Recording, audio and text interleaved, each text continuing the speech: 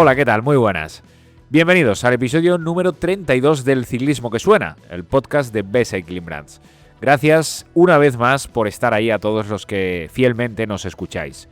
Os recordamos que podéis oír este y el resto de los episodios en nuestra web www.bestcyclingbrands.com y en las principales plataformas de audio, Spotify, iVoox y Apple Podcasts. Os animamos también a que nos sigáis en Instagram y TikTok, en nuestros perfiles sociales, donde nos podéis encontrar bajo el nombre de Best Cycling Brands.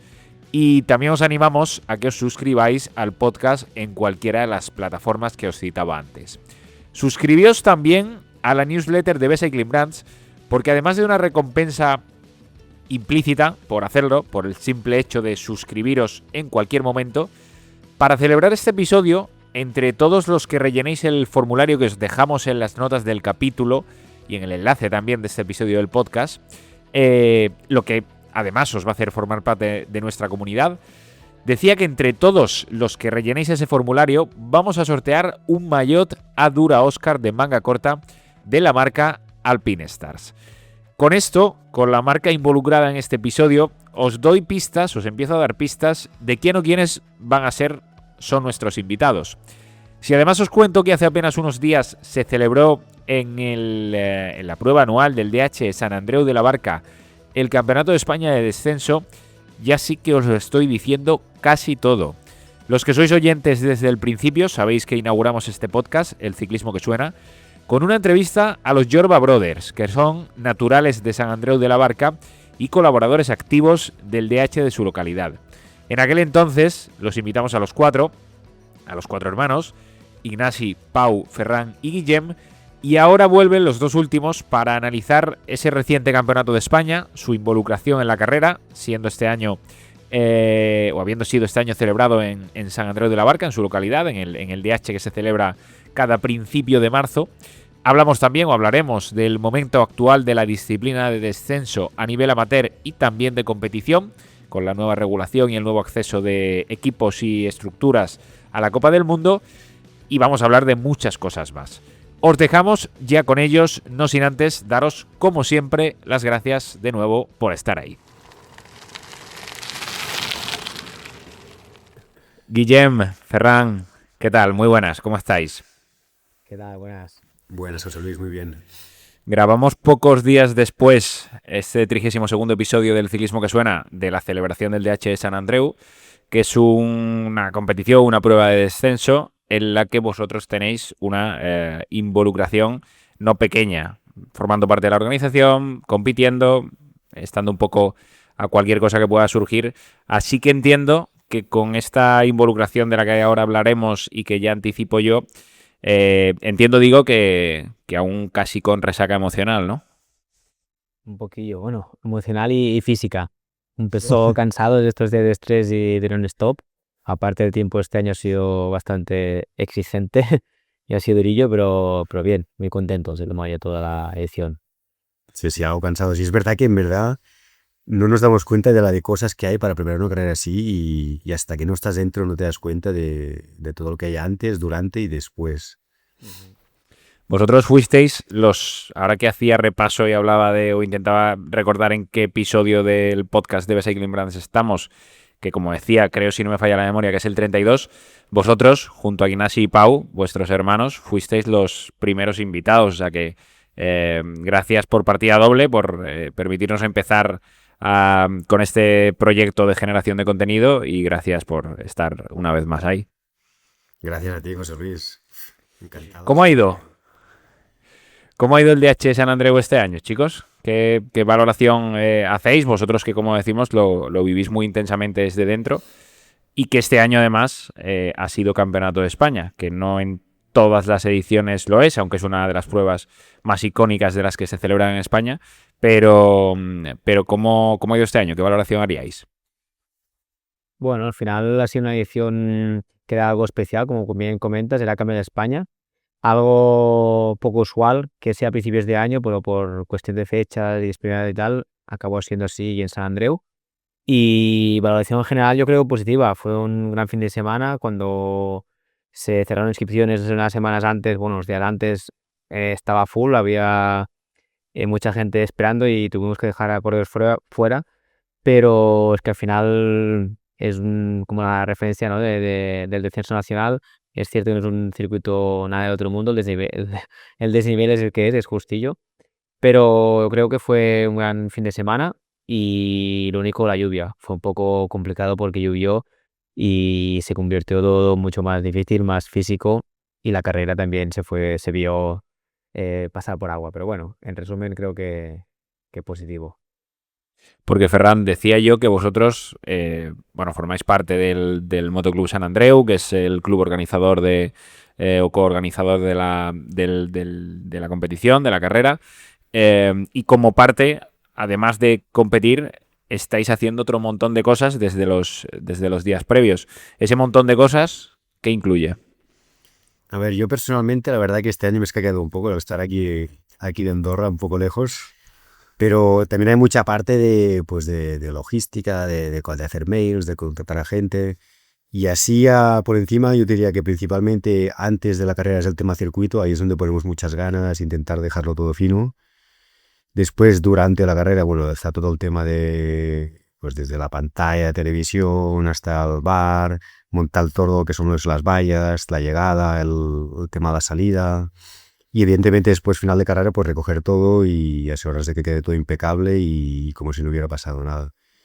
Y ya te digo, hay muchos puntos, me olvido muchísimos, pero el tema remontes, remolques, hay que preparar todos los remolques, contactar autocares para hacer las subidas, que no suban toda la logística de inscripciones, pasar a recoger dorsales, bueno, es todo un global de cosas, ¿no? Que parece que tú cuando vas a un sitio, una carrera, no te das cuenta ni siquiera, pero cuando te toca desde dentro, organizarla realmente es otra historia y te das cuenta del mogollón de cosas que hay. Porque, Yo dale, creo, dale, Guillema. perdona, yo creo que también el final no somos una empresa. El Motoclub San Andreu es una asociación de amigos y que montamos esto por amor al arte y esto es lo que la hace muy, muy diferencial, ¿no? A lo que es una empresa que estamos acostumbrados hoy en día. Aparte de esto, tenemos el handicap que no es una estación de esquí, que últimamente la mayoría de carreras se hacen en estaciones de esquí, lo hace todo mucho más fácil. Aquí hay el handicap de los remontes y que no somos profesionales, entonces es como a rados libres, cuando podemos, todo el mundo de la organización, porque no solo somos, hoy estamos hablando aquí nosotros, pero somos una gran familia, ¿sabes? Al final no hay mucha gente involucrada y cada uno, como decía Ferran, parece que no, pero cada año uno se encarga de sus cosillas y cada uno lleva su trabajo hecho desde casa o los días previos Mm. y el día de la carrera parece que no, pero todo funciona a la perfección porque tanto años de experiencia, etcétera, pues nos lo hacen hacer mucho más fácil. Mm. Porque, ¿qué porcentaje, digamos, de la logística se puede gestionar con recursos propios, con lo que el Motoclub San Andreu ya tiene, y qué otras cosas tenéis que subcontratar para el momento de la carrera, ¿no? Porque entiendo que la mano de obra, o sea, que el esfuerzo de la gente que forma parte del Motoclub San Andreu y voluntarios, etcétera, evidentemente surge en un porcentaje altísimo de la gente que ya está involucrada en el día a día de la organización del Motoclub San Andreu, o los que estáis muy cerca. Pero luego, claro, por ejemplo, los remontes se hacen con minibuses, ¿no? Con autobuses de diferente tamaño y con remolques. Eso, ¿qué parte de la organización de la carrera se hace o se gestiona con recursos propios y qué otra estáis obligados a tener que ir a buscar fuera? Sí, más que recursos propios, yo creo que son voluntarios, porque al final recursos invertimos pocos, al final todo el mundo es gente que pone su tiempo y su dedicación, y como bien dices, lo que se tiene que externalizar sí o sí son cosas más profesionales o más delicadas, como sería el cronometraje, por ejemplo, una cosa que no puede fallar y es 100% una empresa externa. Luego también hay todo el tema de las federaciones, el tema árbitros, todo esto también siempre se hace con las federaciones correspondientes, la catalana y la española. Luego también tenemos el tema para poder hacer el streaming, pasar la carrera en directo en YouTube también nos hace falta una serie de cámaras y gente que se encargue de ello, profesionales del gremio. Y como también comentabas, el tema de autobuses, toda esta logística, más ambulancias, lo típico de organizar una carrera, siempre se tiene que externalizar, porque no tenemos, lógicamente no tenemos autobuses ni los remolques, los remolques los alquilamos, montamos un setup que hacemos para que las bicis se aguanten y ya está. Pero sí que todo el resto, la gran mayoría, diría a lo mejor 70% o así de la carrera, o más, es voluntarios, gente que pone todos sus recursos humanos y al final es lo que hace falta, son manos más que materiales. Y gracias a esto lo conseguimos tirar adelante con un coste muy reducido. Vosotros tenéis, tengo por aquí apuntado, Guillem, si no corregidme, 31 y 29 años, Ferran, ¿no? Correcto. Y el Motoclub San Andreu, si hace 2 años celebró la 30ª edición, el 30 cumpleaños del DH San Andreu de la Barca, este año creo que era como el podcast, mira, como el episodio del podcast, el 32. Claro, vosotros habéis nacido ya siendo parte y viendo el DH San Andreu de la Barca. ¿Cuál es vuestro primer recuerdo? ¿Cuál es la primera edición de la que tenéis algún recuerdo del DH San Andreu de la Barca? Yo, bueno, recuerdo muy bien los principios, ¿no? Cuando lo ves como algo, cuando eres pequeño, ¿no? Y te lo flipas con cualquier cosa y recuerdo de pensar, guau, la carrera de ascenso, qué importante en un pueblo, ¿no? Que llegan grandes marcas, grandes equipos, grandes pilotos y lo recuerdo eso con mucha emoción. Y así más a nivel personal, físicamente lo que recuerdo ahí es haciendo de control, que son los primeros años que pillamos un poco quizás. Y nos tocó pues ahí estar en el circuito con el pito y cada vez que pasaba un corredor pues estar ahí pendientes de pitar. Estos son los primeros recuerdos que tengo así que me vienen a la memoria. No sé tú, Guillem. Sí, también un poco, como bien dices, nosotros nos iniciamos de pequeños con el BMX y el descenso hasta que no tienes una cierta edad no puedes correr, creo que es cadete o infantil. Entonces cuando éramos pequeños pues sí que estábamos por ahí, pero no participábamos y estamos ayudando principalmente un poco a lo que se podía. Es, creo, no sencillo de explicar cómo es posible que de un sitio como San Andreu de la Barca, que es una localidad en las inmediaciones o cerquita de Barcelona, que no es pequeña, pero que tampoco es gigante, haya salido gente que practique o haya practicado descenso a tan buen nivel como vosotros, Pascual Canals, Iván Oulego.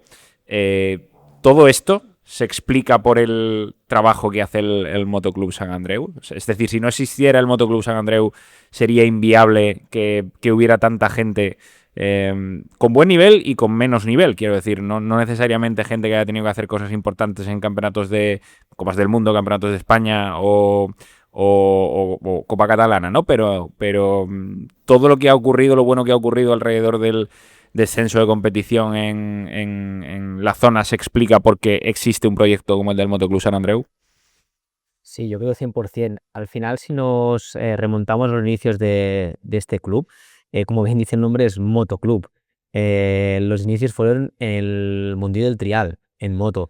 La familia Ulego, Luis Ulego, con la gente que practicaba en ese momento trial en el pueblo, el padre Pascual y otra gente, fundaron el club y empezaron montando triales de carreras de motos. Entonces, esto de las motos se fue complicando un poco, el tema de los permisos era cada vez más complicado y es cuando saltaron a las bicis. Y las bicis, hubo una persona también que fue muy clave y que creo que es una de las esencias del motoclub, que fue Santi Moreno, fue el referente, el que tiró del carro y llevó a cabo la construcción de los circuitos de BMX de San Andreu de la Barca, que es lo que hizo la escuela, ¿no? Hizo tener un sitio del pueblo donde los chavales de bien pequeños ya podían practicar deporte. Otra característica también bastante representativa, creo, de la forma en que se trabaja este club, ¿no? En este pueblo, es que creo que es el único circuito de toda España que es público y está siempre abierto. No tienes que pagar nada, es gratis, gratuito, puedes entrar cuando quieras, excepto los días que llueve o cosas así puntuales. Pero al final lo que se consigue con esto, y creo es la filosofía que siempre queremos mantener, es que abrir las puertas a todos los aficionados de la bicicleta que puedan practicar el deporte. Y esto lo digo porque esto ha sido la base que ha ido creciendo, ¿no? Se ha ido haciendo una gran base de aficionados a la bicicleta, al BMX, mountain bike, cross country, todo el tipo de disciplinas. Y lo que hace cuando hay mucha gente y se trabaja bien, hay buenos valores y tal, al final hay alguno que tiene un poco más de talento o realmente se trabaja más y acaba despuntando y acaban saliendo, pues creo que hay varios campeones de España, campeones de Europa, tanto en BMX como en descenso, también alguno que corría en un buen nivel en cross country, en rally. Entonces creo que esto ha sido la clave del éxito, ¿no? Y 100%, volviendo a tu pregunta, ¿no? Es el motivo por el cual hay tanta gente buena, entre comillas, ¿no? o digamos que hay tanto volumen de corredores, porque al final la base ha sido muy grande. Se ha trabajado esta afición desde la escuela, ¿no? La escuela me refiero a la iniciación del deporte Sí. y es al final donde puedes acabando escalar, ¿no? Llegando a mundiales, etcétera.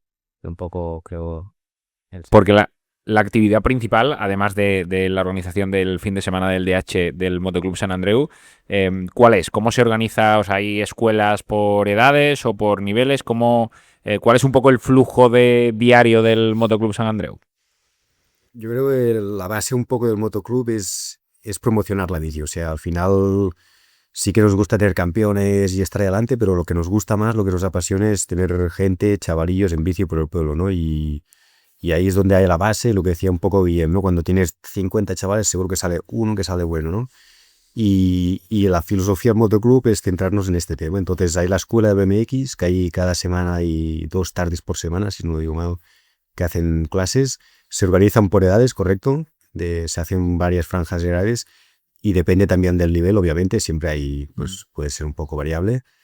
Y a partir de ahí, pues el BMX nos da esta base, ¿no? de saber andar en bici, de tener una mínima técnica para después pues saltar al descenso, como decía Guillermo, alguno que salta a la moto, incluso hemos tenido corredores que han pasado a MotoGP. O sea, al final el BMX es la base de todo, nuestro como lo entendemos nosotros por lo menos.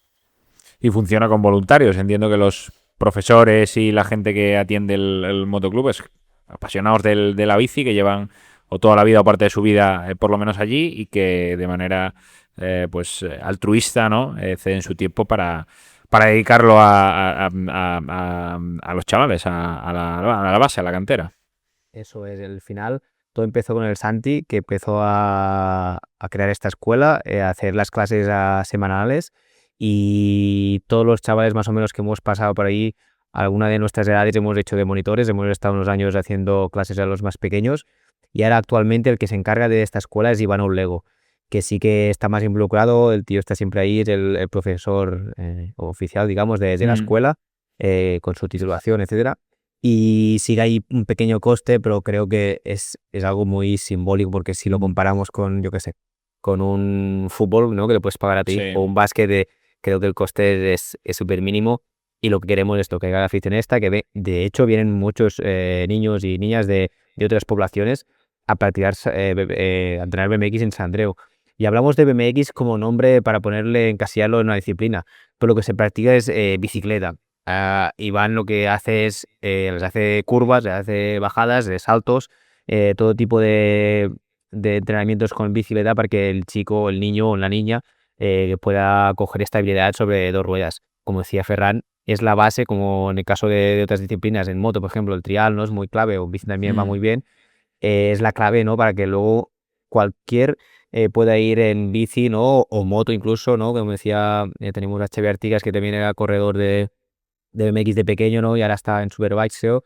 Entonces, es la base para luego poder dominar una moto, una bici, lo que sea, en cualquier disciplina. Lo comentamos en aquel primer episodio, pero tanto vivís vosotros la bici y todo lo relacionado con el ciclismo y el descenso y el enduro, en definitiva por las modalidades off-road, aunque me consta que alguno de los hermanos está empezando a ser ciclista carretera también, que os dedicáis profesionalmente a actividades relacionadas con la bici. Aunque ya lo contamos a grandes rasgos, desde Andorra, Ferran, y desde Barcelona, Guillem, ¿qué hacéis y a qué os dedicáis profesionalmente dentro del mundo del ciclismo? Empieza tú si quieres, Guillem.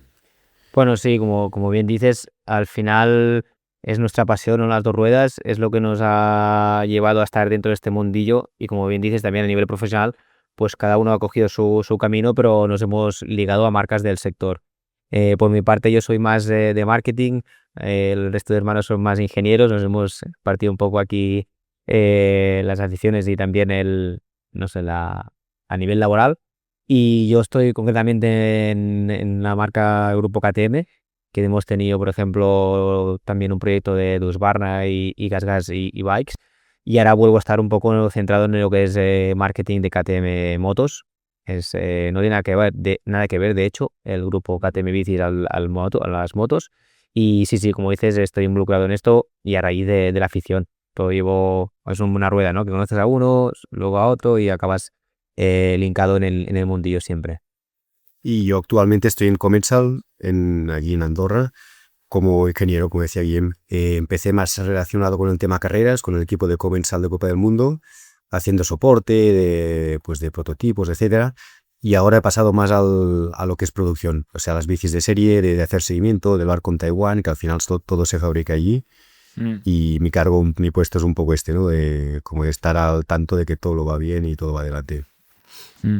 Que entiendo, Ferran, o sea, que no es poca cosa, ¿no? Tener que trabajar con una empresa internacional que tiene parte del equipo, buena parte del equipo en un lugar, pero que tiene la fabricación en otro, para que la gente lo entienda, ¿no? Imagino que hay que tener como muchas cosas en cuenta.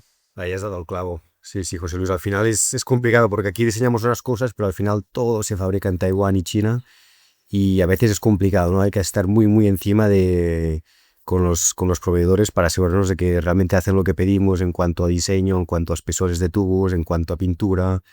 La verdad es que es una reacción, yo diría, constante. O sea, a diario nos llamamos y hacemos mails, etcétera, para hacer un buen seguimiento. Si no, yo creo que al final esto se aplica en todas las empresas, ¿no? Si no estás ahí encima, las cosas no salen bien o llegan tarde o siempre hay problemas de última hora. ¿Te toca viajar mucho? Pues últimamente bastante. El tema de Asia, sí. Yo te diría igual unas 3 veces al año, 4.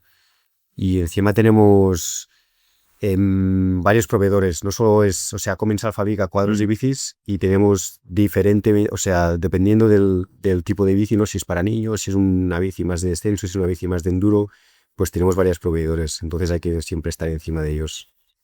¿Estudiasteis lo que estudiasteis con la intención de terminar currando de eso en el sector? ¿O no necesariamente? Pero al final lo que decía Guillem, se ha terminado dando por relaciones y por la capacidad de eso, ¿no? De conocer a más gente dentro de este mundo que en el mundo de las raquetas de tenis o de los esquís. Sí, yo creo que al final acabas linkado a lo que te gusta. Los estudios van bien para complementar, ¿no? Y creo que tener una base para poder trabajar, pero al final cuando vives algo desde dentro es incomparable, ¿no? No lo puedes aprender o estudiar de ninguna forma, ¿no? Y creo que es lo más importante, disfrutar del trabajo y estar en el mundo que nos gusta y así lo hacemos, creo, los dos. Bueno, Yo creo que los cuatro, ¿eh?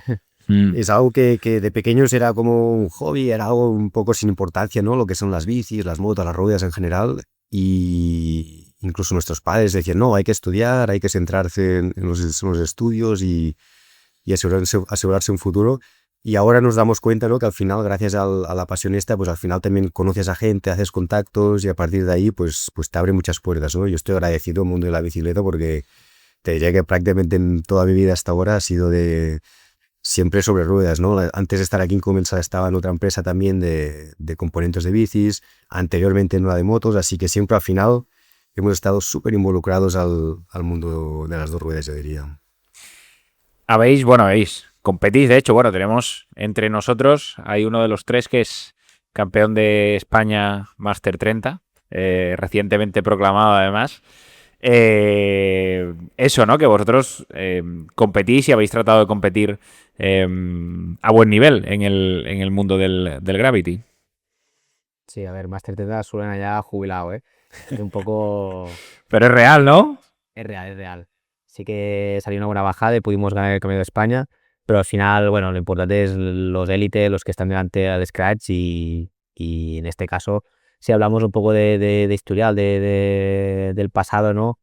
Creo que Ferran ha sido el hermano más talentoso y el que ha dado más gas, ¿no? En carreras de nivel mundial, en Copas del Mundo, cuando era junior, etcétera, pues por suerte hemos podido vivir toda la época de Copas del Mundo, unos años, y es esto que te llevas, ¿no? Al final es una experiencia brutal poder competir a estos niveles.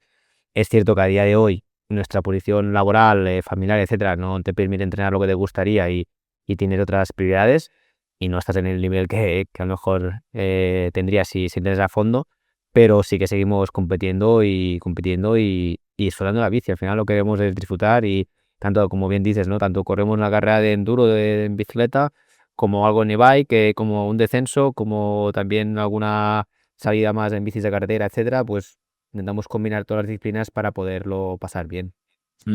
Este es un discurso que yo ya te he escuchado en alguna ocasión, Guillem, diciendo que efectivamente Ferran era el más talentoso de los cuatro, el que más capacidades podía haber tenido, ¿no? Para haber alargado más, digamos, pues eso, ¿no? Su presencia en el circuito. ¿Qué hizo Ferran que, bueno, que al final las circunstancias terminaran determinando que hoy sigas ligado al mundillo y sigas compitiendo y haciendo, de hecho, el año pasado, si no me equivoco, hiciste Copa del Mundo de Andorra, por ejemplo, pero que, digamos, esa parte haya pasado a un plano no tan importante en tu vida como puede tener pues, el curro en Comensal actualmente?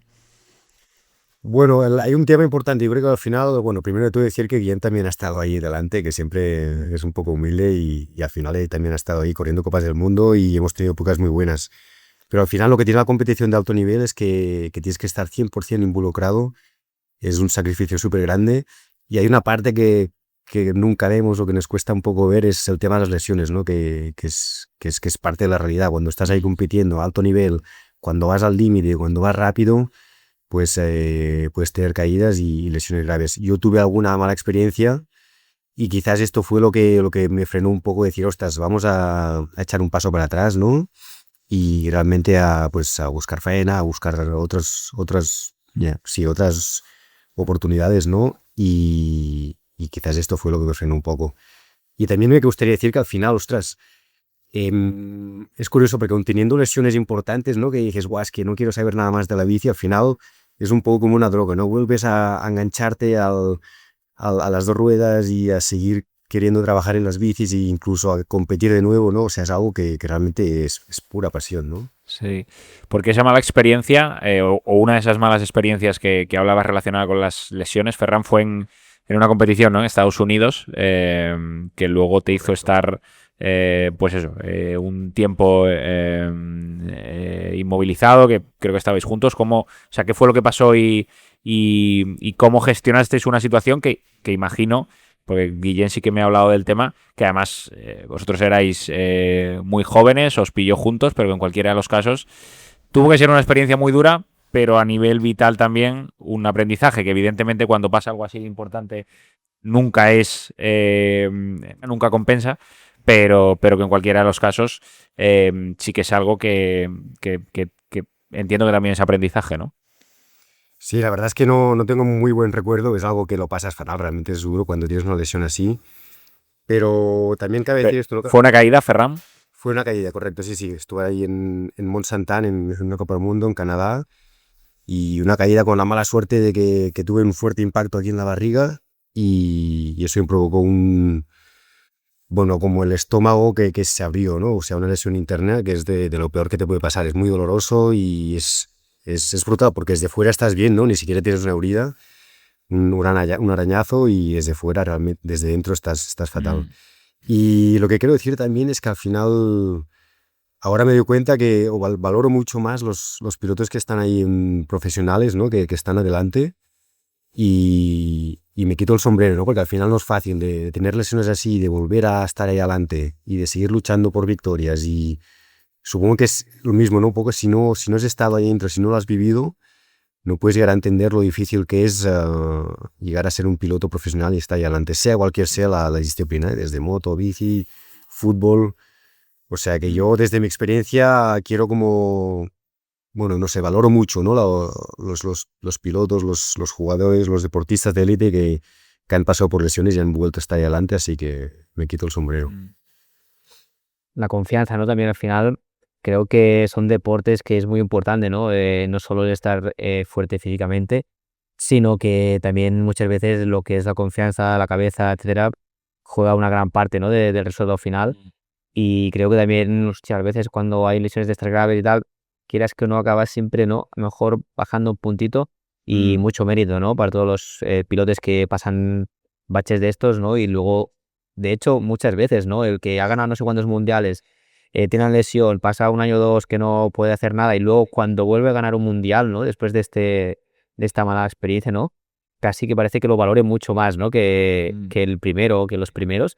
Creo que es como dice Ferran, ¿no? Es muy importante, ¿no? Valorar que una carrera de un deportista Y más en el caso de descenso, que es un deporte un poco injusto, ¿no? Puedes estar en tu mejor momento de forma, etcétera, y te lo juegas todo a una bajada. Entonces, a un intento, no puedes Una fallar carta, sí. y sí, no hay otra opción. No es que a veces otras disciplinas, o el enduro, por ejemplo, ¿no? Que fallas un poquito en un tramo y luego pues lo acabas salvando, ¿no? Con el cómputo global. Pero en este caso de descenso, que es un deporte muy injusto, muy complicado llegar ahí arriba, todos los que hay ahí para mí me sacó el sombrero, ¿no? Porque muchos de ellos, por ejemplo, eran los rivales de Ferran. En la época que Ferran era junior, ¿no? Pues había Loris, ¿no? Berger, había ¿quién más había? El Pierrot, ¿no? Creo también de Lodan, ¿no? Etcétera. Estos, por ejemplo, han pasado por muchas épocas de su carrera como deportistas y, ostras, que siguen ahí y realmente hoy en día los chavales jóvenes suben muy fuertes, creo que chapó. El año pasado cuando Ignasi, vuestro hermano, se cayó ahí prácticamente en meta, creo que era la manga final, en el DH San Andreu, que iba en tiempos de ganar, que parecía que no era tanto y luego sí que terminó teniendo una lesión ahí relativamente importante en la mano, ¿no? Y pensaba justamente en eso al hilo de lo que decíais de la confianza y de la necesidad del piloto que decide seguir intentando dedicarse profesionalmente a ello, claro, o sea, no hay medias tintas. Si dejas de confiar, dejas de ser competitivo, pero es verdad que es una modalidad que per se, o sea, tirarse por una montaña en formato de descenso implica unos riesgos inherentes a que cualquier mínimo fallo o circunstancia no controlada termine en un accidente medianamente importante. Y pese a todo, vosotros y la gente que se dedica profesionalmente a esto, pero los que no os dedicáis profesionalmente a esto también, vuestro hermano no es piloto, aún hace un campeonato completo de Copa del Mundo, y pese a la leche que se dio el año pasado, este año estaba yo otra vez, creo que quedó quinto, o sea, intentando arriesgar por hacerlo lo mejor posible, ¿no? O sea que hay que tener una fortaleza mental para sobreponerse a determinadas cosas, especialmente en una modalidad como esa que no está tampoco al alcance de todo el mundo, o al menos visto desde fuera, es mi sensación. Yo creo que lo has escrito perfecto, José Luis. Al final es esto, el descenso es un deporte de riesgo, vas ahí al límite. Sí que es verdad que lo tienes todo bastante debajo de control. Al final, hacemos entrenos, sabemos exactamente dónde están todas las piedras, todas las raíces, sabes exactamente cada curva, por dónde cogerla, por cómo trazar. Pero bueno, cuando estás en final siempre vas ahí al 101%, ¿no? Que hay la posibilidad esa, pues, de que algo salga mal. Y si sale mal, la verdad que las consecuencias pues son graves. Al final vas a altas velocidades y siempre hay árboles, hay piedras y estás expuesto. Y una vez más, al final es esto, ¿no? Al final cuando Ignasi se tuvo la lesión ha sabido, pues venga, echar para adelante, sacar el tema y volver a estar ahí adelante, ¿no? O sea que chapó para Ignasi también. Sí. Hablamos de lo difícil que es ser piloto profesional de cualquier modalidad Gravity, específicamente el DH, pero también quería preguntaros cómo de caro o poco accesible es, porque para la gente, o sea, los que son súper top mundial y están en estructuras muy potentes que evidentemente cubren todos los gastos derivados de desplazamiento, equipamiento, material, etcétera, etcétera. Entiendo que es algo más sencillo, pero un calendario de Copa del Mundo con 8 o 9 pruebas en no sé cuántos continentes para pilotos que lo son o que intentan serlo independientes con miras a intentar conseguir un contrato en cualquiera de estas estructuras grandes, desde luego fácil de hacer no tiene que ser, ¿no? Sí, ahora empieza tú si quieres. Bueno, sí, sinceramente a nivel de dinero no te sé decir exactamente cuándo puede valer una temporada, pero te diría a nivel privado mínimo pone unos 20.000 si cuentas pues vuelos, más hoteles, más comidas, más componentes, más la bici. Y sí, es dinero, es un deporte que no es accesible a todo el mundo. Pero aún así, me gustaría decir que la bici tiene una parte bonita, ¿no? Una parte un poco romántica, digamos, que es accesible, que tú, hasta el punto que tú puedes comprar una bici y puedes llegar a hacer una Copa del Mundo. No sé cómo decirlo, que al final, Sí. como bien decías, ¿no? El verano pasado estaba aquí compitiendo en una Copa del Mundo con mi bici, con mi hermano, que es es un poco la parte bonita, ¿no? Del deporte, que si hablamos de MotoGP, de Fórmula 1, de deportes de este estilo, es que es ni siquiera impensable, ¿no? Sí. Ni en los sueños podríamos estar ahí con un Fórmula 1, ¿no? Entonces la bici sí que es verdad que es un deporte caro, no nos vamos a engañar, todos sabemos que las bicis hoy en día son caras, pero bueno, aún tiene el gancho ese, ¿no? De la parte bonita que siempre puedes llegar a hacerlo bien con tu bici. No sé qué opinas, Guillem. Quizás ha cambiado un poco últimamente estos años con los cambios de Copa del Mundo. ¿Qué opinas, Guillem? Sí, yo creo un poco lo comenta Ferran 100%, pero me gustaría remarcar esto. Tú hoy en día te puedes comprar una bicicleta y puedes llegar a ganar una Copa del Mundo. Está claro que las bicis que se corren los Top Riders pues tienen geometrías, etcétera, settings, telemetrías, muchas cosas para poder ir más rápido. Pero bueno, de base tú puedes coger esta bicicleta y puedes llegar a ganar una Copa del Mundo, para decirlo así. Yo que estoy en el sector de la moto, es casi inviable, ¿sabes? Que alguien coja una moto y puede llegar a, incluso en los roads, ¿sabes? Yo me compro una moto y voy a ganar el Dakar ahí solo, es como, ostras, un poco casi imposible. Y lo bonito de la bici es este, ¿no? Que tienes las opciones de poderlo demostrar, y la suerte de los pilotos, yo creo que están llegando, es que tienes muchas opciones para ir despuntando. Desde campeonatos más tipo europeos, campeonatos regionales, puedes ir sacando la cabeza, y si tienes la oportunidad de llegar a un mundial, por ejemplo, que vas seleccionado con tu país, o puedes apuntarte a una Copa del Mundo. Sí que es lo que decía Ferran, que está cambiando un poco la normativa de Copa del Mundo y cada vez es más complicado llegar. Pero antes para nosotros, cuando pudimos correr la primera Copa del Mundo, que nos seleccionaron con la selección española y podemos clasificar a la primera final de Copa del Mundo, ya fue un sueño hecho realidad, Claro. porque al final es una meta que siendo amateur te la puedes marcar, y cuando la consigues, ostras, ya tienes un primer paso. Ya cuando empiezas a hacer la rueda hasta que vas clasificando Copas del Mundo, estás en las finales, etcétera, pues una rueda que vas cogiendo un ritmo, un nivel, una confianza, experiencia, etcétera, que luego ya cuando puedes saltar a un equipo profesional, yo creo que ya lo tienes todo más rodado, pero has podido ir subiendo. No hace falta, creo, ser rico como otros deportes, ¿no? Que hoy en día son inasequibles, no es imposible llegar ahí. Yo creo que lo bonito del descenso, o la bici en general, Sí. que casi todo el mundo, ciclismo también a lo mejor es un pelín más complicado y tal, porque vamos, trabajo en equipo, etcétera, pero hostia, puedes despuntar y puedes llegar. La bici como tal no es el problema para demostrar tus talentos o tu capacidad de dar el callo cuando toca. Sí, no. Justamente pensaba en ese nivel de accesibilidad, en tanto en cuanto que es verdad que necesitas tener pues eso, primero la posibilidad de desplazarte a determinados sitios y en viajes que no son baratos, evidentemente, y la bici, ¿no? Que desde el punto de vista económico puede ser un freno para determinadas personas, pero que es verdad que necesitas una bicicleta, pero sí que es cierto que es muy inclusivo con respecto a casi cualquier otro deporte, ¿no? Porque tú de buenas a primeras, lo que decíais, son dos ejemplos muy bien puestos, en MotoGP o en Fórmula 1 o en casi cualquier otra modalidad. Tú no puedes salir a competir al circuito ATP o al circuito WTA de tenis o en un tal, y en ciclismo, en descenso en este caso, si puedes despuntar y tienes la posibilidad de ser seleccionado, al final sales a competir en una manga clasificatoria con los mejores pilotos del mundo en una Copa del Mundo. O sea que por ese lado sí. Aprovechando lo que decías, Guillem, o lo que comentabas de la actual Copa del Mundo, no sé vosotros cómo veis cómo está montado el show hoy, con Warner ejerciendo de promotor y también del que retransmite las competiciones, y en ese formato que parece ser que está muy destinado, enfocado sobre todo a premiar y a tratar de posibilitar que grandes estructuras tengan la posibilidad de tener más presencia y más importancia en el circuito de Copa del Mundo que antes, que hace unos años, y si también eso está, pese a que lo que hemos hablado ahora, haciendo más difícil que pilotos de manera individual tengan la oportunidad de hacer no una Copa del Mundo, pero sí un calendario, una temporada tras otra más o menos completa de Copa del Mundo. A ver, a nivel general a mí me gusta, es un enfoque, creo, es positivo para el deporte, que haya más gente, que haya menos gente en las finales para poder tener un mejor show, para decirlo así, y poder llegar a más gente a nivel de público, etcétera. Pero sí que encuentro en falta, a lo mejor, compensar esta exclusividad que se quiere hacer en las Copas del Mundo, ¿no? Abriendo un poco más un campeonato B, ¿no? Para decirlo así, un europeo, como tendríamos, hago la comparación con MotoGP, pero como teníamos MotoGP, Moto2 y Moto3, ¿no?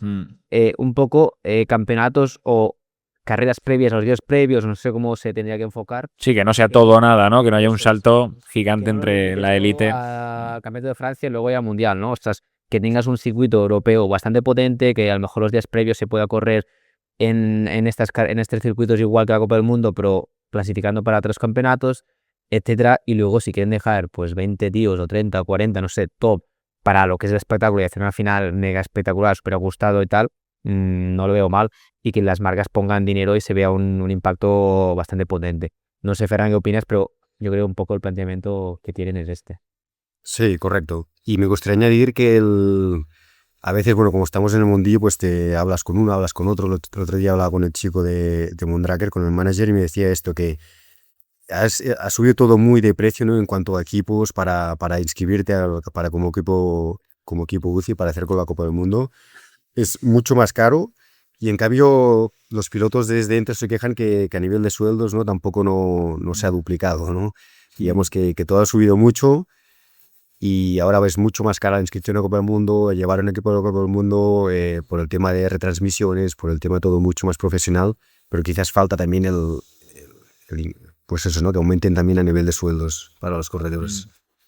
Sí, sí, hablaba también el otro día con una persona dentro de la industria del circuito de Copa del Mundo y justamente era eso, ¿no? Que las intenciones son muy buenas, pero que para ejecutarlas se han puesto ya determinadas reglas o determinada reglamentación que hace que empiece a ser menos accesible y que puede ser que aún esté tardando en verse todos los teóricos beneficios que puede traer montar un show más parecido al, pues eso, o al de MotoGP o al de Fórmula 1 o algo así, ¿no? Entonces, bueno, en estos periodos de transición, pues evidentemente siempre es complicado, pero es verdad que todo lo que esté pensado para la promoción del deporte y para hacerlo más espectacular y para que gente nueva entre y al final, pues eso, ¿no? Convertirlo en un deporte de masas o tratar de conseguirlo al menos será determinante para la evolución del deporte a futuro.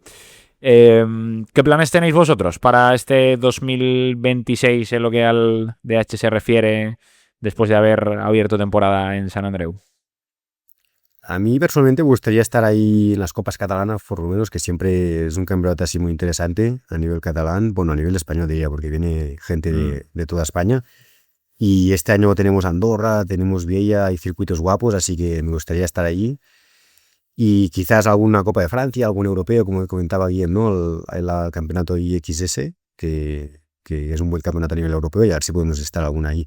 Es verdad que justo ahora es el principio de temporada, que de hecho San Andreu fue la primera y estás ahí un poco que ni siquiera hemos tocado la bici, y a ver si nos podemos poner un poco las pilas, tanto a nivel físico como técnico, y estar a tope para el verano, que es cuando realmente hay las carreras importantes. Yo me enfoco un poco diferente, como soy un Master 30 completo, tiro más para la e-bike ya.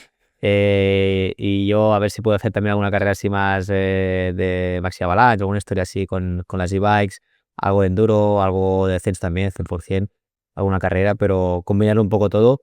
Y al final también no solo racing, también queremos pasar buenos momentos o intentar pasar buenos momentos todos juntos, montar. También últimamente estamos creando bastante contenido, nos lo estamos pasando muy bien haciendo pues vídeos con los hermanos, ya sea con bicis, de motos, etcétera. Y un poco la idea es continuar con esta línea y disfrutar, que al final es el objetivo, ¿no? Contenido muy guapo, además, que animamos a la gente a ver. Dejaremos, de hecho, el enlace a vuestra cuenta de Instagram. Porque, Ferran, en base a intentar llegar en plena forma a verano, un día de entrenamiento, una semana, perdón, de entrenamiento más o menos intenso, preparándote un objetivo concreto, una Copa Europa, una Copa Catalana importante o lo que sea, ¿qué haces? ¿Cómo te organizas el tiempo? Que se ve a los pilotos cada vez más fuertes, a los pilotos de DH, o sea que entiendo que hay mucho gimnasio y luego también entiendo que hay una parte de técnica importante. También habéis empezado a hacer, o al menos en parte, no sé, como si parte de un entrenamiento o simplemente por abrir un poco la mente, algo de ciclismo de carretera con tiradas algo más largas, haciendo algo de fondo, pero eso, una semana de entrenamiento ideal para preparar una prueba en primavera-verano, ¿cómo sería para Ferran Jorba? Correcto, José Luis. Yo aquí tengo la suerte, entre comillas, de estar en Andorra, que esto pues tenemos la suerte de que a los mediodías aquí en verano podemos montar al bike park, y esto es un gran punto a favor. Entonces, puntos claves diría gimnasio, como bien dices, tocar un poco la bici de descenso en bike park los mediodías, cuando ya es más verano, se acercan las carreras, y porque no también pues bastante bici de enduro, ¿no? Que es lo que te da un poco más de fondo, sea bici enduro o bici de carretera, tiradas algo más largas. Y básicamente es estos 3 puntos, estos pilares. Después sí que es verdad que fines de semana pues quizás podemos más tirar de moto, sea moto trial, moto de cross, algo un poco más divertido, que aún así también haces físico. Y sobre todo esto, machacarse entre semana, pues quizás te diría, mira, 3 días gimnasio, un par de días a ir a pedalear con el enduro y si puedes un par o 3 de días también de algo de técnica, sea en descenso o pantrack o cualquier cosa de esas, pues sería un planning perfecto. Te faltan días casi, ¿eh? Sí, es complicado. La verdad que aquí a veces mis colegas se ríen porque dicen, tío, es que no paras, casi no te vemos el pelo, ¿no? Entre el trabajo y entrenar, la verdad que vamos a tope. Incluso hay días que me levanto temprano, voy al gimnasio, después vas a trabajar, al mediodía aprovechas para andar en bici y después por la noche aún también haces algo de sea pantrack o campillo o cualquier cosa de esto. O sea que al final es non-stop. Después de la intensidad de la semana pasada y del fin de pasado compitiendo, ¿este fin de, Guillem, se toca la bici también o se descansa? Este fin de creo que e-bike y moto. Que de momento la bici de descenso la he limpiado y poco más. No, realmente nosotros no somos el mejor ejemplo en el tema de descenso porque de hecho cuando corríamos era un poco nuestro hándicap, que no hacíamos suficiente, yo creo, bajadas. A veces el descenso te lleva tanta logística que para hacer 3 minutos de bici, un remonte, no sé qué hay, ir hasta Civite es como muy complicado todo y acabas saliendo antes con la enduro 4 bajadas y marchando. Y un poco mi fase que os decía de que no estoy tan focus entrenando, lo que me encanta es la e-bike. Y la e-bike creo que es perfecto para todos los que nos gusta bajar. Llegas a casa, que llegues a las 5, tienes una horita o dos de luz, te vas a fondo a hacer tus bajaditas y ya te vas contento, ¿no? Para mí, los que nos gusta bajar y todo este estilo, ¿no? Creo que es perfecto, porque el descenso a veces es más un plan para fin de semana, ¿no? O para ir hasta el valle para disfrutarlo con 1 o 2 días, etcétera. Pues chicos, ha sido un verdadero placer. Quería daros las gracias por nuestra parte, en nombre de toda la parte del equipo de Alpine Stars, que un año más estuvimos allí en el DH Sant Andreu, por el trato tan especial, tan familiar y a la vez tan profesional que dais a todos los que estamos involucrados de una u otra manera en el DH Sant Andreu. Así que mil gracias a todo el que no haya estado, que se pase, que es un eventazo y que se nota además que está hecho con cariño, pero a la vez, como digo, con toda la profesionalidad del mundo. Así que enhorabuena por esa parte. Y nada, que nos seguimos viendo, escuchando y que os seguimos en redes y en cualquier otro soporte que tengamos la suerte de veros y disfrutaros. Muchas gracias a ti, vosotros José por Luis. venir un año más.